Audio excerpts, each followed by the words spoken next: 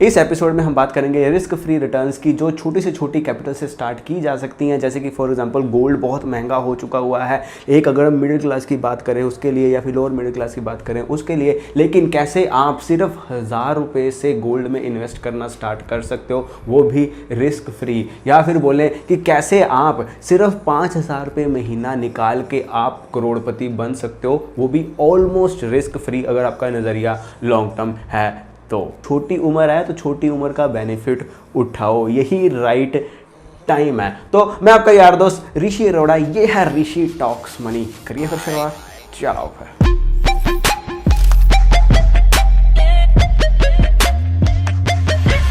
सबसे पहली ऑप्शन अगर हम इंडियन मार्केट की बात करें तो जो हमारे पास है वो है आरडी। लेकिन अब आरडी क्या होता है? जनरली हमने एफडी सुना है अपने घरों में। एफडी होता है फिक्स्ड डिपॉजिट और आरडी होता है रेकरिंग डिपॉजिट।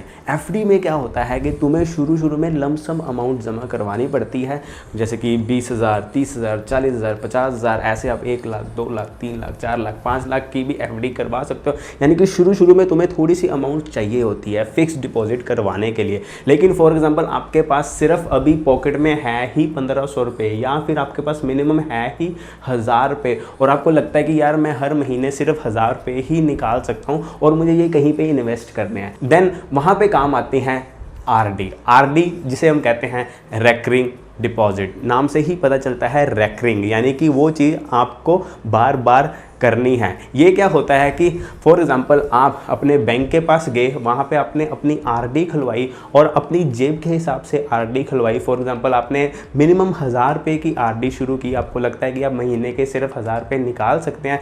बैंक क्या करेगा?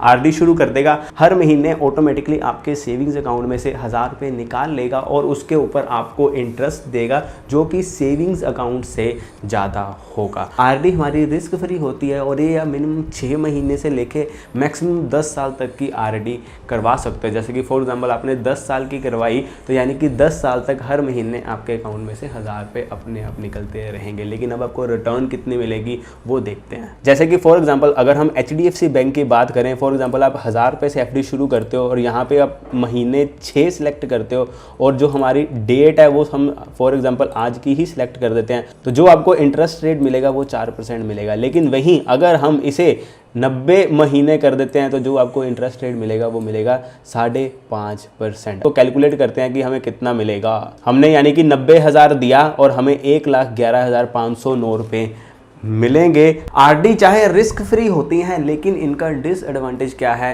कि ये इन्फ्लेशन को बीट नहीं करती। इन्फ्लेशन को बीट नहीं करती कहने का क्या मतलब है कि फॉर एग्जांपल जो वैल्यू आज आप फॉर एग्जांपल आपने 90,000 रुपया लगा दिया टोटल 10 साल में, 1000 रुपया दे के 90,000 रुपया आपने लगा दिया पूरे 10 साल में, जो 90,000 की वैल्यू जो आज है, यानी कि अभी 2020 चल रहा है, फॉर एग्जांपल जैसे कि ये बोल रहे हैं वो आपको 1,11,509 रुपये देंगे, लेकिन 2028 में देंगे तो 2000 जो चीज़ आज 90,000 की मिल रही है आपको लग रहा है कि 2028 में भी वो 90,000 की मिल रही होगी? नहीं, क्योंकि उसकी भी महंगाई बढ़ जाएगी। इसे कहते हैं इन्फ्लेशन को बीट नहीं करना, यानी कि महंगाई को बीट नहीं करना। आरडी में वही पैसा लगाएं जिसके ऊपर आप बिल्कुल भी रिस्क नहीं ले सकते। अगर आपकी एज यंग है, यानी कि आपके ऊपर जो रिस्पॉन्सिबिलिटीज़ हैं वो भी कम है, तो आप और भी अच्छी इन्वेस्टमेंट्स ढूंढ सकते हैं। वो क्या है, आगे बात करते हैं। अगली इन्वेस्टमेंट, गोल्ड आजकल बहुत ज़्यादा महंगा हो चुका हुआ है। बहुत से ऐसे लोग हैं जिनके लिए लाइक गोल्ड पॉकेट के ऊपर बहुत ज़्यादा भारी पड़ रहा है,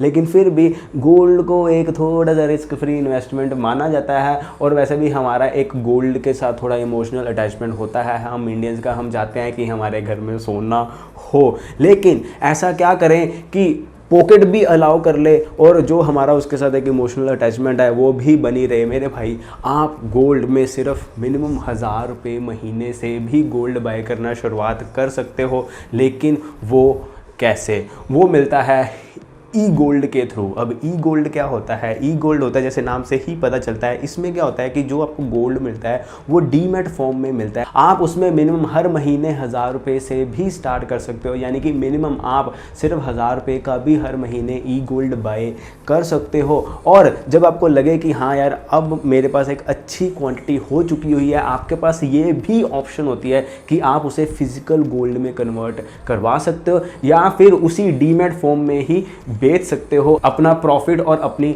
रिटर्न्स कमा के। ई गोल्ड का एक और बेनिफिट क्या होता है कि उसके चोरी होने का डर नहीं रहता। ये भी एक उसका एडवांटेज है, क्योंकि घर में सोना पड़ा हो, ज़्यादा पड़ा हो, कम पड़ा हो, लेकिन हमें उसके चोरी होने का हमेशा डर रहता ही रहता है। लेकिन ई गोल्ड में ऐसा नहीं होता, क्योंकि वो जिसने अपने नाम पे लिया है उसके नाम पे ही रहेगा, डीमेट फॉर्म पे रहेगा। जब ज़रूरत होगी तब आप उसे अपना फिजिकल गोल्ड में कन्वर्ट करवा सकते हो। जैसे कि फॉर एग्जाम्पल आपका सपना है कि जब आपकी बहन की शादी होगी आपको उसे लाइक गिफ्ट देना है, आप अभी से स्टार्ट कर सकते हो, क्योंकि तब फॉर अभी आपके बहन की शादी को फॉर एग्जांपल 14 साल पड़े हैं, 10 साल पड़े हैं या 5 साल पड़े हैं, हो सकता है गोल्ड की वैल्यू बहुत ज़्यादा ऊंची हो, तब आप बाय ना कर पाओ। आप अभी से स्टार्ट कर सकते हो, जब टाइम आएगा तो उसको फिजिकल गोल्ड में कन्वर्ट करवा सकते हो। और ये बिल्कुल सेफ होता है नेशनल स्पॉट एक्सचेंज के द्वारा। जो भी सारी ट्रांजेक्शन्स होती हैं उनके थ्रू घूम के जाती हैं। आप पेटीएम से बाय कर सकते हो, आप फ़ोन पे से बाय कर सकते हो, आप मोतीलाल ओसवाल से बाय कर सकते हो। बहुत ईजी है इन सब से शुरुआत करना। नेक्स्ट ऑप्शन है वो है गवर्नमेंट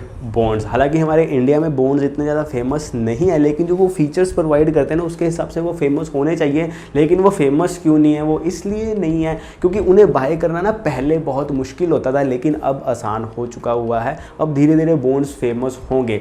बॉन्ड्स फेमस क्यों होंगे? क्योंकि वो दो चीज़ें प्रोवाइड कर रहे हैं। एक तो ये कि जो आपकी कैपिटल है उस पर कोई रिस्क नहीं है, वो रिस्क फ्री है। उसके साथ साथ वो क्या बोलते हैं कि वो आपको अश्योर्ड रिटर्न्स का प्रॉमिस करते हैं। लेकिन इनका डिसएडवांटेज क्या है कि इनका हर बॉन्ड का एक सर्टन लॉक इन पीरियड होता है। अब बॉन्ड होते क्या हैं? जैसे कि फॉर एग्जांपल इसको आसान भाषा में समझे, कोई गवर्नमेंट है उसे कोई प्रोजेक्ट बनाना है, फॉर एग्जांपल वो उस प्रोजेक्ट के लिए बॉन्ड इशू करती है। जब वो बॉन्ड इशू करती है तो वो बोलती है कि इस बॉन्ड का इतना लॉक इन पीरियड है, आपकी जो आप पैसा हमें दोगे वो रिस्क फ्री है, वो कहीं नहीं जाएगा, लेकिन इसके ऊपर इतना रिटर्न हम आपको प्रॉमिस करते हैं। तो क्या होता है कि इन्वेस्टर उन बॉन्ड को खरीदते हैं, गवर्नमेंट उस पैसे से उस प्रोजेक्ट के ऊपर लगाती है। अब हर बॉन्ड की जो रिटर्न अश्योर्ड होती है वो अलग होती है। जब आप बॉन्ड बाय करोगे तब वहां पे सारा आपको लिखा आएगा, लेकिन आप बाय कैसे करने हैं वो नेशनल स्टॉक एक्सचेंज की अपनी ही वेबसाइट है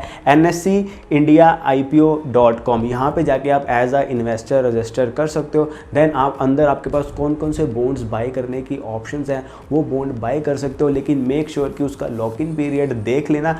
अगर आपका नज़रिया लंबा है देन लॉक इन पीरियड तो ऑब्वियस है कि नज़रिया लंबा है तो अपने नज़रिए के हिसाब से लॉक इन पीरियड लेना, क्योंकि इसमें लॉक इन पीरियड होता है। ये एक डिसएडवांटेज तभी है जब आपको पैसा पहले चाहिए होगा। अगर आपको पैसा पहले नहीं चाहिए या आपका एक लॉन्ग टर्म नज़रिया है तो ये भी डिसएडवांटेज ऑलमोस्ट नेग्लिजिबल हो जाता है। नेक्स्ट ऑप्शन जो आप छोटे से छोटे भी स्टार्ट कर सकते हो, लेकिन अगर आप डिसिप्लिन रहो तो आप इन्फ्लेशन को भी बीट कर सकते हो। आपकी जो इन्वेस्टमेंट्स है वो इन्फ्लेशन को भी बीट कर सकती हैं। वो है हमारा म्यूचुअल फंड्स। हालांकि म्यूचुअल फंड्स को रिस्की माना जाता है, जो वो डिस्क्लेमर आता है। म्यूचुअल फंड निवेश बाजार जोखिमों के अधीन है। योजना से जुड़े सभी दस्तावेजों को ध्यान से पढ़ें। लेकिन अगर आप म्यूचुअल फंड्स को समझ के इन्वेस्ट करोगे देन जो ये म्यूचुअल फंड्स हैं बहुत अच्छी रिटर्न दे सकते हैं लॉन्ग टर्म में। म्यूचुअल फंड्स को दो तरह से बुरा माना जाता है। एक तो लोग समझते हैं कि म्यूचुअल फंड्स शॉर्ट टर्म है, म्यूचुअल फंड शॉर्ट टर्म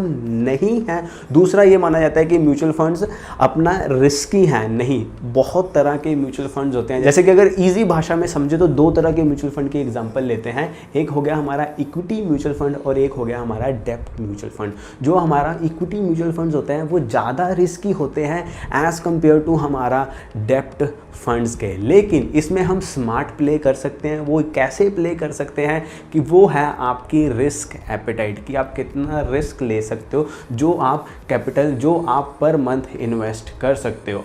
अगर आपको लग रहा है कि आपका नज़रिया लंबा है और इस कैपिटल के ऊपर जो मैं इन्वेस्ट कर रहा हूँ उसके ऊपर मैं रिस्क भी ले सकता हूँ, आप सारा इक्विटी फंड्स में डालें।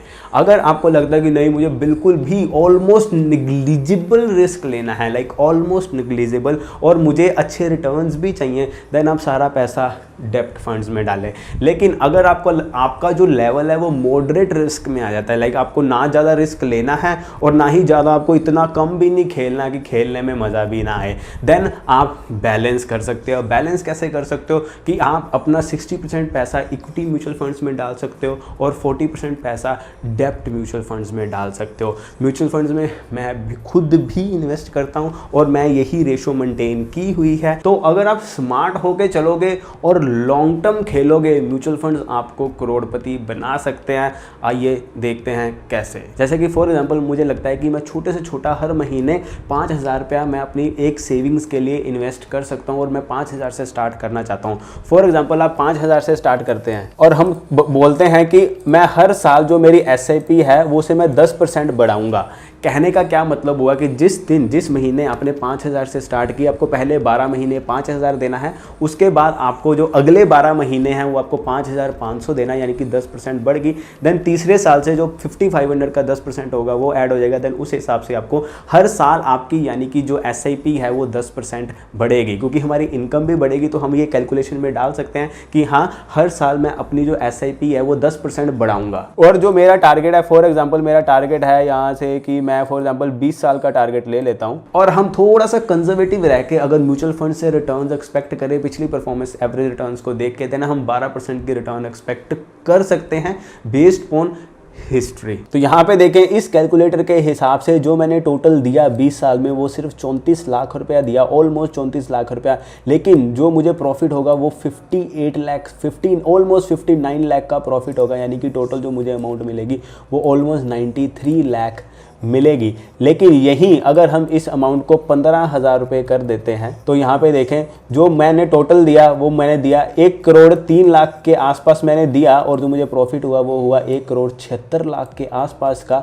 और जो मुझे टोटल मिलेगा वो मिलेगा 2,80 लाख के आसपास। तो यानी कि अगर आप डिसिप्लिन्ड हो और अगर आप छोटे से भी स्टार्ट करके करोड़पति बनना चाहते हो, आपका लॉन्ग टर्म नज़रिया है, देन मेरे भाई आप म्यूचुअल फंड्स में इन्वेस्ट करना शुरू करो जितना जल्दी हो सके, लेकिन एक सही तरीके से बैलेंस बना के। एंड 5वें नंबर पे जिनमें आप छोटे से छोटे से भी स्टार्ट कर सकते हो वो है हमारे शेयर मार्केट। उसमें हम जो स्टॉक्स वगैरह उनके ऊपर आप इन्वेस्ट कर सकते हो, लेकिन स्टॉक मार्केट रिस्की होती है। अब इसमें रिस्क बहुत ज़्यादा भी मिल सकते हैं और सारी कैपिटल भी उड़ सकती है। तो इसके लिए बहुत ज़्यादा एक्सपीरियंस चाहिए होता है स्टॉक मार्केट में, स्टॉक्स में इन्वेस्ट करने के लिए, उनको बाय करने के लिए। जो बाकी ऑप्शंस मैंने बताई हैं वो उनके लिए कम एक्सपीरियंस चाहिए और वो थोड़ी कम रिस्की हैं अगर उनको सही तरीके से किया जाए तो। और अगर आपको लॉन्ग टर्म गेम खेलनी है तो टेक एक्शन, स्टार्ट इन्वेस्टिंग। कल की वेट मत करो, अभी से करो। जितना जल्दी स्टार्ट करोगे उतना जल्दी आपके लिए बेनिफिट होगा। और इस चैनल को सब्सक्राइब करो क्योंकि ऐसा फाड़ कंटेंट बहुत है और बहुत फाड़ कंटेंट आने वाला है Rishi talks money episode series में। तो this is weekend, don't forget to weekend. चलो फिर।